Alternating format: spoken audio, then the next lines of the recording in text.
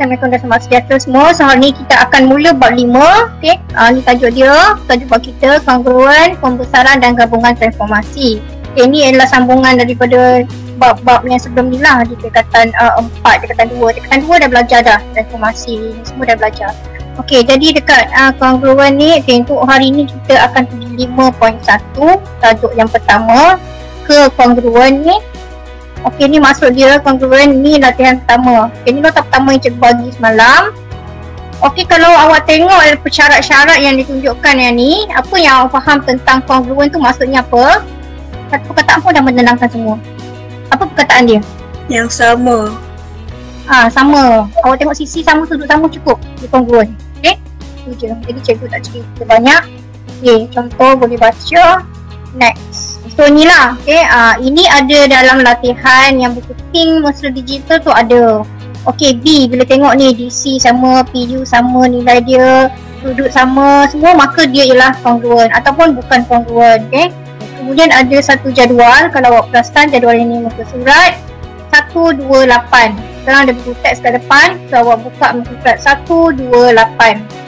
Okay, sifat-sifat tertentu, so dia ada banyak sifat dia yang menunjukkan dia ialah kongruen. So sebelum kita teruskan latihan-latihan yang belakang, istilah pertama kita kena tahu dia tu kongruen, sifat-sifat dia tu macam mana bentuk. Okey, kat sini ada SSS, SAS, ASA, AAS, AAA, SSA. Okey, dalam tu detail tu awak boleh baca lah kot. Dia macam ada ciri-ciri dia lah. Contoh CC, SSS. Okay, dia guna bahasa Inggeris short form dia ni. Jadi CC tu sepadan sama panjang. AC sama dengan PR yang bawah ni sama. Okay, awak boleh kan segitiga ni. Okay, setakat dia nak tunjuk sudut mana sama. BAC, tahu baca sudut tak? BAC, yang tengah huruf A tu yang kita akan tanda sudut. Sama dengan sudut QPR. So yang P tu lah kita akan tanda sudut. So, kalau lupa lah macam cara baca sudut. Sudut ada 3 huruf tapi kita akan tulis yang tengah. Okey. Samalah awak baca BAC ke CAB ke, masih samalah. Okey. Ada dua arah tu sama sebenarnya.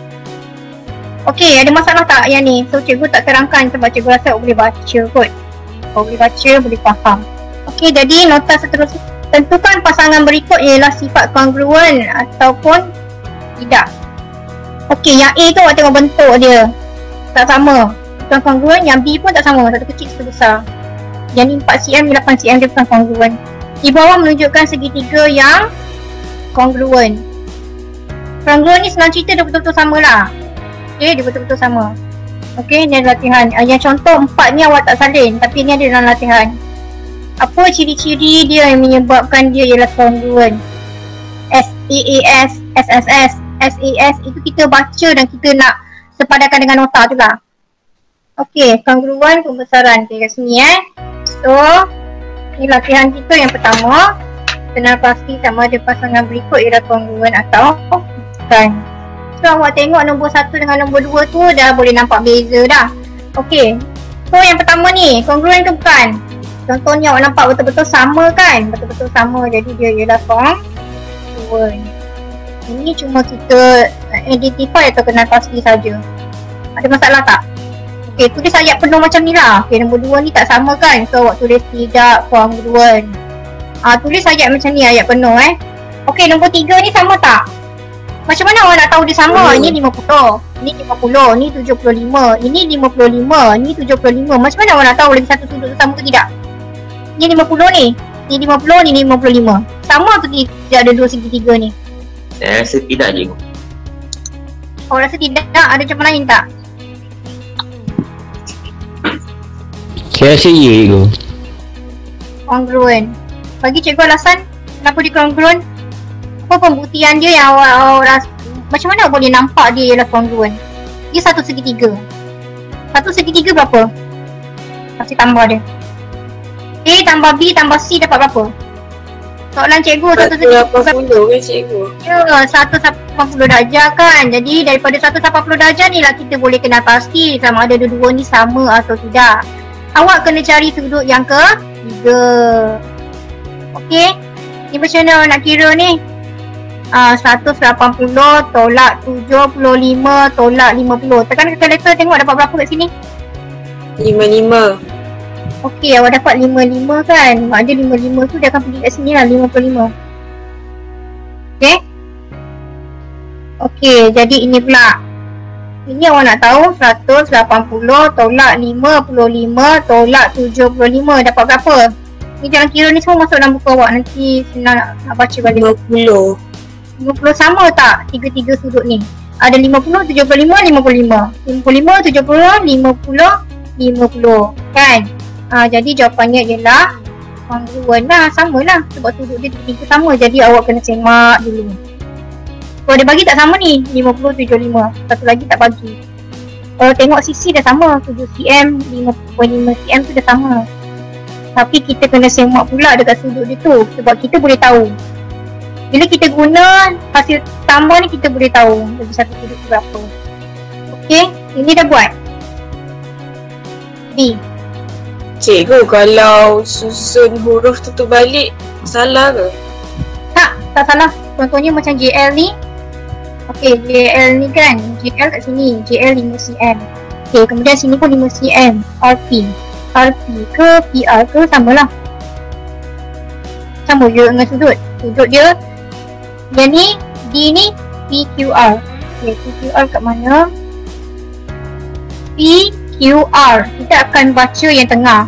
Okey, kita akan baca yang tengah. Q ni kita akan baca. So, dia sama juga dengan kalau dekat kalau yang sama ni PQR, kalau cikgu tulis RQP sama juga. Lepas tu sama pula dengan yang sebelah sini. Sebelah sini dekat mana sudutnya? JLK. Ini kan? Bila awak nak tengok ni, apa nak tengok betul-betul, takut tersalah. So dia sama juga dengan LKJ. LKJ sama juga dengan sudut JKL. Sama. Dia kena yang tengah ni, yang kita tulis tu, dia punya sudut tu mesti yang tengah. K ni mesti tengah. Q ni mesti tengah. Huruf yang kiri kanan tu tak apa. Tak kisahlah mana-mana datang dulu. Dan di depan tu ada tanda ni, sudut. Ini simbol untuk sudut. Kalau awak tak tulis simbol sudut tu, awak tidak membaca sudut sebenarnya. Okey, kita skip yang ni nanti awak cuba. Okey, nombor 1. Okey. So dekat sini dia dah terus penyelesaian masalah. Nombor 1 boleh buat. Okay, nombor 1 dia suruh tunjukkan kongruen atau tidak. Ini kita buat pembuktian je lah. Contoh, ni sama ni mesti ni 13 cm, ini mesti 5 cm. Jadi kita buat je lah pembuktian. PQ sama dengan PR, contoh. Jadi sama-sama kita sebut dia kongruen. Itu je kesimpulan dia. Okey, D hitung panjang PU. Hitung panjang PU yang tengah ni Ini kat sini lah yang cikgu cakap. Awak kena ingat balik yang dah belajar dulu. So ini sejarah Pythagoras dah belajar. Satu dekatan dulu cikgu dah ajar dalam guru cikgu ini. Okey, jadi hitung panjang PU, hitung luas. Okey, nombor 1 ada masalah tak ada? Tak ada, kita pergi nombor 2. Cikgu, yang A tu dia memang kena tulis ayat kan? Kalau kita dapat jawapan kena tulis marker. Awak tulis kesimpulan. Okey, contohnya kan macam macam jalan kira dia tu, dia ada cerita pasal sisi-sisi tu. Kalau misalnya kata awak ingat, ni kes kalau dalam peperiksaan lah. Kalau misalnya kata awak boleh ingat, contoh mesti memula awak tulis dulu kan. Pembuktian dia awak akan tulis A, akan tulis pembuktian dia PQ sama dengan PR sama dengan 13 cm. Kemudian awak buat lagi pembuktian apa boleh nampak. Apa yang boleh nampak tulis je lah. Yang ni RU dengan 5 cm. Contoh. Kemudian dia ada menyatakan sifat sisi kan. Sifat sisi tu. Kalau awak boleh ingat sisi tu yang mana satu SSS ke SSA ke, awak boleh tulis. Kalau misalnya kata awak tak boleh ingat situasi yang tu, awak just bagi tahu kesimpulan je lah. Jadi segitiga, ni ialah simbol untuk segitiga. Segitiga PQU dan PRU adalah kongruen. Lihat kesimpulan yang tu. Okay. So soalan dia tunjukkan bahawa dia ialah kongruent. Jadi ayat ni mesti ada. Ayat yang segitiga tu dengan segitiga ini ialah kongruent ni mesti ada. Yang lain pembuktian dia je. Okay, B ada masalah. Hitung panjang TU dengan hitung luas segitiga. Hitung luas segitiga C, luas segitiga 1/2 darab tapak darab tinggi. Ni formula segitiga yang sepatutnya awak dah tahu. Cikgu nombor 3. Jadi kita tengok nombor 3. Saja menunjukkan, okey. Sekarang dia cerita pasal BAP. Okey, dia cerita pasal segitiga yang ni dengan satu lagi ADQ. Okey, ADQ bentuk macam ni. Okey, kalau awak tengok memang samalah segitiga dia. Sebab dia kata sisi 4 sama. Sisi 4 sama, yang ni awak kena tanda 1, 2, 3, 4. Semua 20 cm. Semua 20 cm. Sebab dia sama. Okey, kemudian pula dia cakap P dengan Q titik tengah. P ni titik tengah ini ialah titik tengah. Ini ialah titik tengah. Itu yang diberi. Tunjukkan bahawa BAP dengan ni adalah kongruent. Okey, awak nak tunjukkan kongruent senang je. Awak bagi tahu je lah apa-apa yang ada. Apa-apa yang awak nampak nilai dia. Okey, nombor 3 kan. Contohnya awak nampak kan nilai dia, awak boleh tulis 20 cm dia dah bagi kan. Okey, so AB sama dengan DA sama dengan 20 cm. Okey, nak ambil ni pun boleh. Nak ambil mana? Nak ambil DC pun boleh. Nak ambil DC dengan AB pun boleh. Sama dengan 20 cm. Boleh je mana-mana. Janji dia memang sama. Okey, kemudian nak cerita pasal sudut pula. Sudut ni mesti awak tahu 90, betul tak? Kan sudut tegak ni. Segi part tegak kan? Segi part sama kan? Jadi mesti awak boleh cerita pasal sudut dia. Ambil lah satu contoh sudut. Sudut BAP sama dengan sudut ADQ. Yang cikgu tanda tengah ni BAP ADQ yang cikgu tanda tengah ni. Okay. So sama dengan 90 darjah. Sudut tegak kan? Dan nama pun sudut tegak mesti 90 darjah.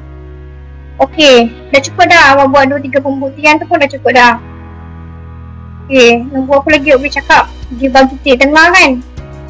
Awak boleh cakap AP sama dengan DQ sama dengan 10 cm itu diberi. Dia bagi tahu ni titik tengah ni dia beritahu. Dia beritahu titik tengah, kita dah boleh baca dah titik tengah tu dia dah 10 cm. Okey, maka segitiga pembuktian dia ialah yang ni. Pembuktian ni lah segitiga BAP. So segitiga BAP dan ni simbol untuk segitiga simbol untuk sudut yang macam tu. Ni simbol segitiga. Dan ADQ adalah kongruent. Jadi jelas perkataan tu, kesimpulan tu. Dah boleh dah tu menjawab soalan pertama. Okey, B. Hitung sudut. Okey, sudut ABP terletak di mana? ABP, boleh nampak tak ABP kat mana? B awak baca B yang tengah, awak baca B yang tengah, jadi sudut dia akan berada di sini. Betul tak? Okey, macam mana nak kira sudut yang ni? Awak, kalau awak keluarkan segitiga dia, awak tengok awak nak cari sudut mesti tahu sekurang-kurangnya dua ukuran lah mesti tahulah. Okay, sini awak dah tahu 20 cm. Sini awak tahu 10 cm. Dah boleh cari dah. Katakan cikgu tulis sini X. Dah boleh dapat dah sudut X sebab kita dah cukup dah. Ada 3. Awak nak cari 1, 2 dah ada maklumat untuk 2 nombor ni dah cukup. Okay. Jadi dekat sini awak kena tahu trigonometry. Okay, awak kena tahu trigonometry. So buat catatan sikit sebab cikgu rasa awak dah lupa. So buat catatan dekat sini. Okay, cikgu akan lukis segitiga. So awak lukis segitiga. Okay, katakan cikgu tulis kat sini Y. Okay, cikgu tulis nombor 3, tulis 3, 4, 5. Tulis 3, 4, 5. Okay, sin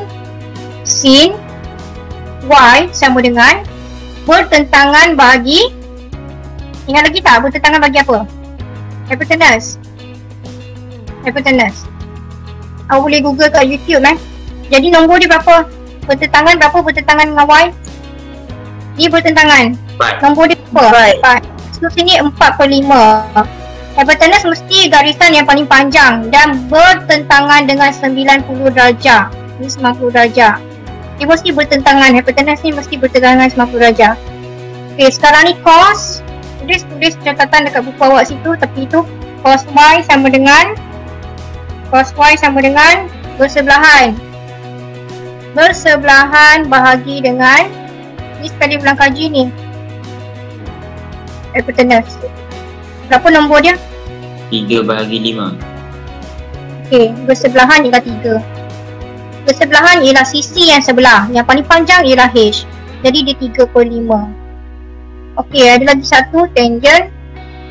So ada 3. Untuk mencari sudut ni ada 3. So tangent Y bersamaan yang ni bertentangan. Tulis bertentangan bahagi bersebelahan. Ni kalau tak ingat memang tak boleh buat lah ni. Okey, apa nombor dia? 4/3. Ya, 4 bagi bertentangan bagi bersebelahan. Macam tu lah cara awak ambil nombor dia. Okay, balik semula dekat B ni. So kita tak menjawab B. So sudut ABP ni kat sini. So nombor depan ni dah ada kan? 10 kan? Nombor depan ni awak dah ada 10. Nombor sebelah pun dah ada 20. Jadi tak ada masalah. So kita nak mencari sudut. Okay, awak akan tulis tangent dulu lah. Tangent sudut ABP sama dengan apa nombor dia nak tulis? 10. Tulis nombor bertentangan ialah 10 per 20. Jadi kat situ awak boleh dapat 1/2 lah. So kita nak sudut je tau. Kita tak nak tangent. Jadi tangent ni awak kena bawa sebelah. Okay, sambungan dekat sini. Ni tak nak. Tangent ni bawa sebelah. Sebab dia punya soalan, tengok sini soalan dia. Sudut kan? Cari sudut kan? Okay, dia nak yang ni, theta. Okay, awak nak cari sudut. Jadi sudut ABP sama dengan tangent ni darab. Bila bawa sana jadi apa? Bahagi kan? Dia sepatutnya kat bawah kan? Jadi awak akan tulis tangent tolak 1. Convertkan dia. Okay? Dia akan berada di bawah lah tangent tu. Jadi kita tulis tangent tolak 1. Kalau kita buat sebaris, kita akan tulis tangent kuasa negatif 1/2. Tekan kalkulator sekarang. Tangent tolak 1 tu dia ada simbol dekat kalkulator, awak tengok. Awak nampak tak simbol dia? 26.5. Okey, 26.57. Ada tak belakang dia 7? Kita akan share cikgu punya kalkulator kan. Ada tak yang tak tahu nak ambil tangent tolak 1 tu kat mana? Okey, ni kalkulator cikgu tak nampak kan? Okey, bila awak nak ambil ni kan. Okey, tangent tolak 1 ni dekat tangent ni. Tangent patut awak nampak yang warna merah tu, warna coklat tu. Tangent tolak 1 boleh awak tekan shift dulu lah. Tekan shift. Okey, dia keluar S kat sini. Okey, dia keluar S. Okey, dia keluar S kat situ. Kemudian tekan shift. Bila awak tekan shift lagi sekali dia akan hilang. Okey, tekan shift. So dia keluar S. Lepas tu awak pergi dekat tangent tu, awak tekan, dia akan keluar tangent tolak 1. Okey, dia akan tekan dia keluar tu. Okey, kemudian masukkan lah 1/2. 1/2. ABC 2. Nak guna 10/20 pun boleh. Sama je. Tekan sama dengan. Okey, dia keluar tu 26.5, 6 belakang ada 5. Jadi kalau 26.5, jawapan awak salah. So akan tulis 26.57 darjah. Okay, tengok kalkulator. Kalkulator ni belakang 6 tu ada 5. Okay, jadi awak berhenti nombor tu. Yang ni dah, yang belakang ni dia dah tambah 1. So kena tengok berhenti kat mana lah. Ataupun sama dengan 26.6 darjah. Okay, hati-hati. Kalau nombor tu kena bundar, awak kena bundar. Sebab dalam SPM benda tu sangat kritikal. Awak salah satu nombor tu, jawapan awak dah tolak. Awak salah 26.5 dengan 26.6, jawapan dah tolak. Dah tolak satu markah sayang. Okay, Okey, ataupun kalau awak tekan yang ni, yang bulat ni kan, darjah ni kan, awak tekan darjah dengan minit ni dia akan tukar 26 darjah 33 minit. Ataupun jawapan pun boleh tulis 26 darjah 33 minit. Semua sama. So soalan dia setakat tu kan, hitung nilai je. Okey, itu lagi jawapan dia. Dan last ada soalan lagi satu ni, nombor 4. Nombor 4 ni ada nisbah. So yang A ni sama. Awak tengok A ni tunjukkan bahawa yang ni ialah kongruent. JKN kat sini, JKN kat sini, satu lagi KLM kat sini. Dia sudah buktikan segitiga ni dua-dua sama. So bagi tahu je lah apa yang awak nampak. Contoh nampak sudut ni sama kan, bagi tahu sudut ni sama. Garisan JN sama dengan ML, garisan JK sama dengan LK. Kemudian bagi tahu je lah, kesimpulan dia lah kongruent. Sama? Okey kan? B boleh? Hitung segitiga KLN. Segitiga, luas segitiga, rumput dia sama je. 1/2 darab tapak, darab tinggi. Cikgu bagi tahu dah tadi. So awak cari tapak dia, awak cari tinggi dia. Kalau dapat dua-dua tu baru boleh kira segitiga. Boleh dapat dua-dua tu. Okey, awak ada segitiga. Sekarang ni kita nak cari yang tengah ni, KLN tu.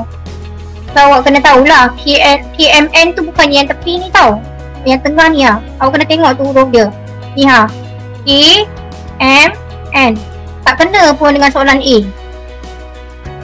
Kita keluarkan segitiga dia. Okey, lepas tu dia ada tengah. Dia sepatutnya sama lah. Susahnya nak lukis. Okey, sepatutnya segitiga dia sama Okay, so awak ada K kat sini, ada N kat sini, ada M kat sini. Okay, so sebelum kita hitung segitiga, dia akan jadi macam ni lah, tapak dia. Ini awak punya tapak. Segitiga awak sebesar-besar ni kan, so ini tapak dia. Awak kena tahu ukuran ni berapa ukuran MN. Satu lagi ukuran tinggi. Tinggi dia kat sini tinggi segitiga. Tapak dia MN dan tinggi dia yang tengah ni. So awak dapat dua-dua tu, awak boleh kira luas dia sebab kita kena masuk dalam formula. Okey, cikgu nak tanya macam mana kita nak cari MN. Macam mana kita nak cari MN? Dia bagi apa ni? Ni dia bagi ni. Dia bagi ni. Cikgu bulat ni. MN kepada LK sama dengan 1/3. MN kepada LK sama dengan 1/3. Dia dah bagi tahu nilai lah tu. Tapi dia bagi tahu dalam bentuk nisbah. Okey. Okay, macam mana ni kita nak kaitkan ni nisbah ni? So nombor apa yang awak dah tahu? Ada tak nombor kita dah tahu ni? KP ialah 15. Mana KP? KP ada P kat tengah. Cikgu lupa tulis P. Ada P kat sini tengah. P berapa? KP berapa? 15. Dah diberikan. Jadi kita tulis 15 kat sini. Yang dah ada nilai tu untuk tapak ke tinggi, dia dah boleh masuk kan? 1/2 tapak. Tapak ni kita tanda soal kan? Tinggi kita ada tak? Berapa nilai tinggi? 15. Berapa nilai tinggi? 15. Tulis kat sini 15. Okey, tinggi tulis 15. Sekarang masalah kita ialah tapak. Sebab tapak ni kita belum kira. Jadi tapak ada dah tu, nisbah. Okey, jadi apa lagi dia bagi tahu? So kita nak kira nisbah. So M kepada N. Okey, kalau nisbah cikgu akan tulis bentuk macam ni Okay, padam 1/3 ni cikgu akan tulis dekat bawah. Okey, ni kan M kepada N. Okey, M kepada N sama 1/3. So, sini 1. Bila MN 1, K ni 3. Okey? Okey, cikgu akan tulis bentuk macam ni, macam senang sikit nak nampak lah. Okey, sekarang cikgu nak tulis dekat sini kita ada yang kita dah tahu kan. Apa lagi nilai yang kita dah tahu So, dia bagi kat sini K dengan L. Comot dah, boleh nampak? KL.